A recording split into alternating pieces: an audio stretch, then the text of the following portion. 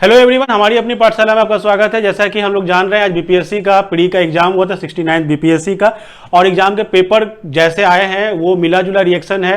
Question का level ठीक है, बट जैसा मैंने पहले भी कहा था और हमेशा कह रहे थे आपको पढ़ाने के क्रम में भी कि क्वेश्चन वो ट्रेडिशनल रटा रटाया वाला क्वेश्चन तो आएगा नहीं। तो वैसा ही हुआ, क्वेश्चन बहुत अच्छे आए हैं।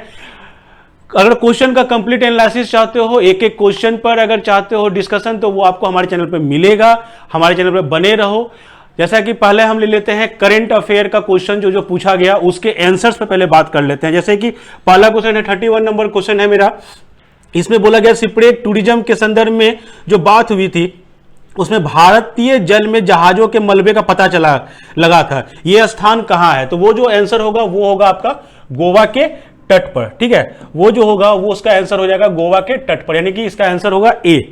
फिर पूछा गया G20, जैसे कि देखोगे भी कि G20 के जो आपका ग्रुप है उसके विषय में पूछा गया। तो इसमें डाटा को लोगे ना अलग अलग किताब से या किसी से, तो हमेशा कंफ्यूजन रहेगा। जो डाटा लिया गया है हमारा, वो डाटा लिया गया है G20 के ऑफिशियल वेबसाइट से। और उसके ऑफिशियल वेबसाइट जब आप इंटरव्यू पढ़ोगे तो शुरुआत में ही लिखा हुआ है कि G20 जो है सकल घरेलू उत्पाद यानी जीडीपी का, ठीक है, जो जीडीपी वर्ल्ड का जीडीपी है उसका 85%, और जो वर्ल्ड व्यापार है उसका 75%, और विश्व की लगभग 2/3 आबादी है। तो ये उसके स्टेटमेंट से ही, जो बार बार हम लोग बोलते थे कि एनसीईआरटी को पढ़ो, बेसिक्स पे जाओ, फालतू के वेबसाइट से देखने से बढ़िया है कि हमेशा ऑफिशियल वेबसाइट को देखो। उस पे जो डाटा दिया हुआ रहता है वही डाटा एग्जामिनेशन में पूछे जाते हैं। तो वही जो 3 लाइन इसके इंट्रोडक्शन में लिखा हुआ है, वही 3 लाइन आपको यहां पर दे दिया गया। ठीक है, तो 85% जीडीपी है, ये तो सही है। 50% व्यापार जो दिया हुआ है ये गलत है। ये आपके साइट पर भी देखोगे तो ये 75% व्यापार, यानी कि ये स्टेटमेंट गलत होगा।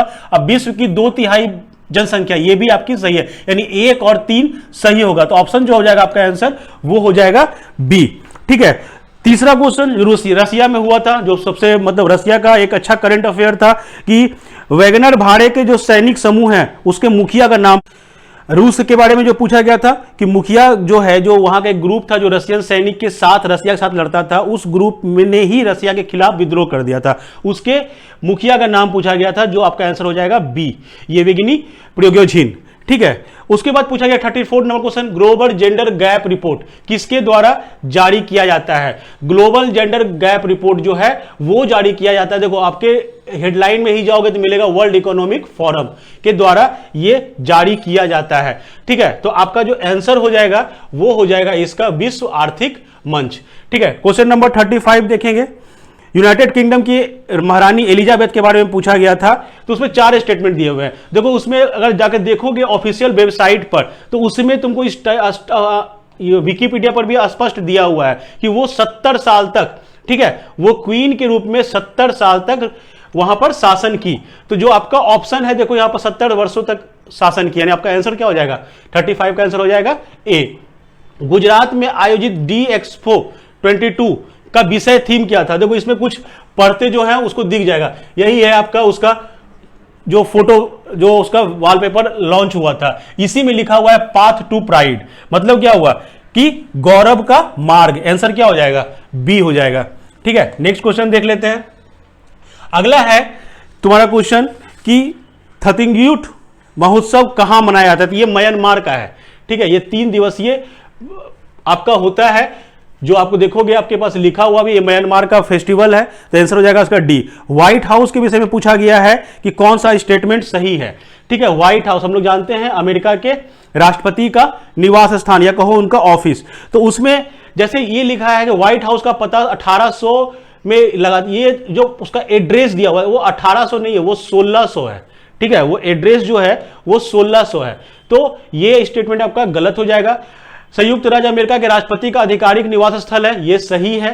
ठीक है, जॉन एडम्स जो है इस इमारत में निवास करने वाले पहले राष्ट्रपति हैं, ये भी सही है, और ये अमेरिका के लोकतंत्र का प्रतीक है, ये भी सही है। यानी कि 2, 3, 4 आपका आंसर जो हो जाएगा वो हो जाएगा डी।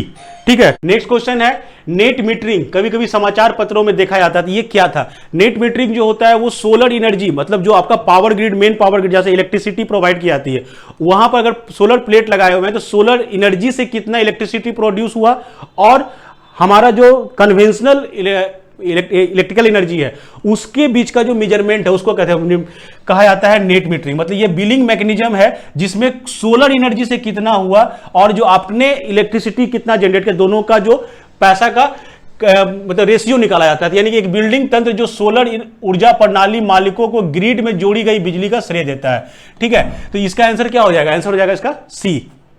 फिर पूछा गया सूची 1 और सूची 2 को कलर दिया हुआ है, कलर कोड दिया हुआ है और बोल रहा है कि कलर कोड को मिलाओ। जैसे मैजेंटा, इसमें होता है लाल और नीला, तो एक का जो हो जाएगा वो हो जाएगा 2।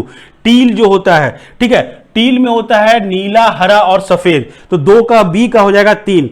और वैसे ही सियान का पता है हरा और नीला, तो मिला के देख लो, ए का 2, ठीक है, बी का 3, ए का 2, बी का 3, सी का तो नहीं पता चल रहा है, डी का 1 है। ठीक है, आपका आंसर हो जाएगा ए।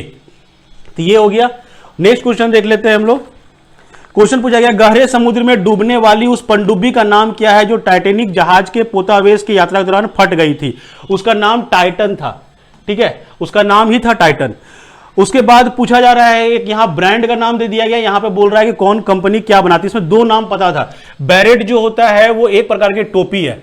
ठीक है, बैरेट जो है टोपी है, और स्टिल्टेव जो है महिलाओं के लिए जूते का प्रकार, यानी ए का 3 और बी का 4 होगा, ए का 3 और बी का 4 होगा। आंसर जो हो जाएगा वो हो जाएगा 42 का बी। ठीक है, फिर पूछा गया संयुक्त राज्य अमेरिका ने हाल ही में अपना साक्षात्कार कहां दिया? इस क्वेश्चन पे थोड़ा सा डाउट है। क्यों डाउट है? क्योंकि कौन पूर्व राष्ट्रपति तो बहुत सारे थे।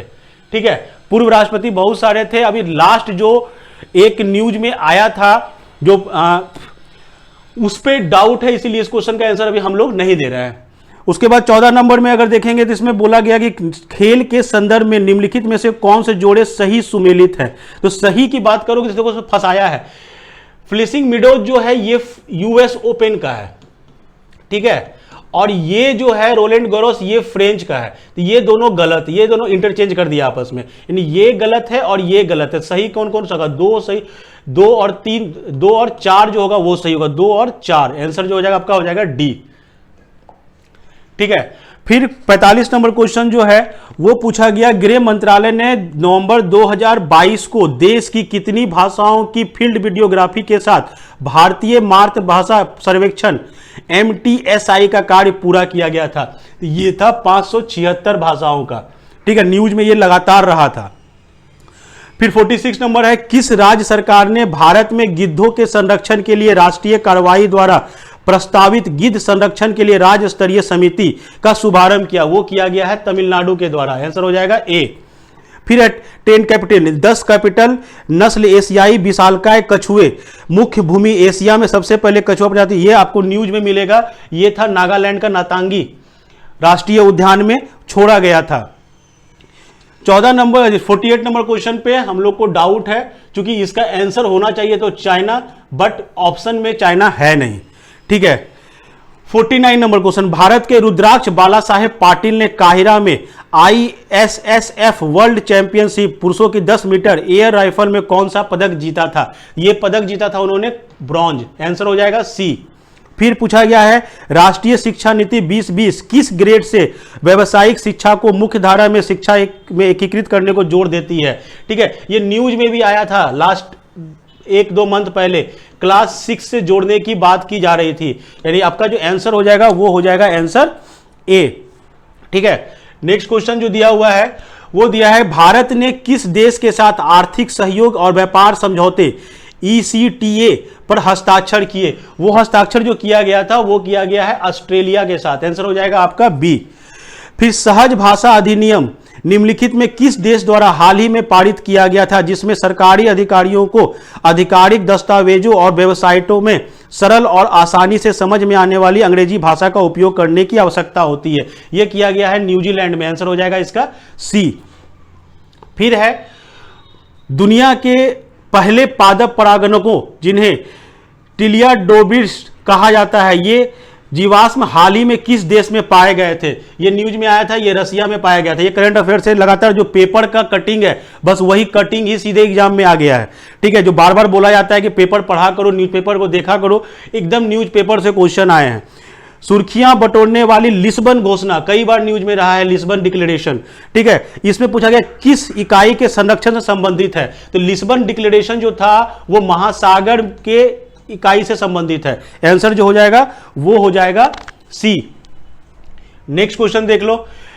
क्वेश्चन नंबर 55 में पूछा गया कि इनमें से कौन सा जानवर सिंधु घाटी सभ्यता के लोगों को पता नहीं था? आंसर हो जाएगा सी, हाथी। ठीक है, फिर पूछा जा रहा है कौन निम्नलिखित में कौन सा यूनेस्को विश्व धरोहर स्थल में शामिल नहीं है? शामिल नहीं है ये पूछा जा रहा है, जिसमें कुतुब मीनार हम लोग जानते हैं 1993 में इसको शामिल किया गया था, लाल किला को 2007 में शामिल किया गया था। ठीक है, इंडिया गेट उसके लिस्ट में नहीं है। आंसर क्या हो जाएगा? सी। फिर पूछा जा रहा है भारतीय संविधान में राज्य के नीति निर्देशक तत्व सिद्धांत directive principle of state policy वो किस देश के संविधान से ली गई थी? तो ये लिया गया था आयरलैंड से। आंसर हो जाएगा इसका सी। फिर पूछा जा रहा है 58 नंबर में सिक्किम भारतीय संघ का पूर्ण राज्य बन गया कब? तो ये हुआ था 16 मई 1975, यानी आपका जो आंसर हो जाएगा वो हो जाएगा बी। फिर पूछा जा रहा है निम्नलिखित में कौन सी मुद्रा सबसे महंगी है? देखो विश्व की सबसे महंगी मुद्रा जो है वो कुवैत की दिनार है। ठीक है, वो कुवैत की दिनार है। बट ऑप्शन में जो पूछा जा रहा है निम्नलिखित में से कौन, अगर इस तीनों में कंपेयर करना पड़े तो पाउंड स्टर्लिंग जो होगा ब्रिटेन का वो होगा, वो 5वें नंबर पे आता है रैंकिंग में। ठीक है, तो इस तीनों में अगर बात करते हैं तो पाउंड स्टर्लिंग होगा। ठीक है, लेकिन अगर सीधा पूछता है कि विश्व की सबसे महंगी मुद्रा कौन है तो आंसर मेरा डी होता, क्योंकि वो दिनार है, कुवैत की दिनार है। ठीक है, फिर क्वेश्चन है बिहार सरकार ने किस वर्ष तक कार्बन उत्सर्जन कम करके बिहार को प्रदूषण मुक्त बनाए रखने की योजना बनाई? तो वो योजना है वो अब बहुत डाउटफुल है, वो तो सीधा सीधी लिखता है कि 40 साल के बाद करेंगे, बट आंसर कुछ बुक्स में दिया हुआ है 2030। ठीक है, तो इस पर थोड़ा सा डाउट रहेगा, बट ऑप्शन सी हम लोग के हिसाब से सही होना चाहिए। तो ये था तुम्हारा क्वेश्चन करेंट अफेयर का 30 से लेके 60 तक का। नेक्स्ट सेक्शन में हम लोग देखेंगे 60 से 90, फिर देखेंगे हम लोग 90 से आगे का क्वेश्चन। ठीक है, होप हमारे साथ बने रहो। Thank you.